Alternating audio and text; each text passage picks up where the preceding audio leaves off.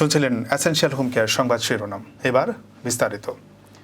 দ্বিরাষ্ট্র সমাধানের জন্য ইসরায়েলি প্রধানমন্ত্রী বেনিয়ামিন নেতানিয়াহুর সঙ্গে খুব শিগগিরই বৈঠক করবেন মার্কিন প্রেসিডেন্ট ডোনাল্ড ট্রাম্প। স্থানীয় সময় সোমবার রাতে এয়ারফোর্স ওয়ানের সাংবাদিকদের তিনি একথা বলেন। মার্কিন প্রেসিডেন্ট ডোনাল্ড ট্রাম্প ফিলিস্তিনিদের গাজা খালি করার আহ্বানের প্রসঙ্গে সাংবাদিকদের জানান, তিনি মনে করে মিশর এবং জর্ডান গাজাবাসীদের আশ্রয় দেওয়ার জন্য তার অনুরোধ মেনে নেবে। ডোনাল্ড ট্রাম্প আরও জানান, তিনি চান ফিলিস্তিনিরা এমন একটি অঞ্চলে বসবাস করুক যেখানে তারা কোনো বাধা, বিপ্লব এবং সহিংসতা ছাড়াই বাস করতে পারে। তিনি সাংবাদিকদের বলেন, আপনি গাজা উপত্যকার দিকে তাকিয়ে দেখুন, এটি এত বছর ধরে নরক হয়ে আছে।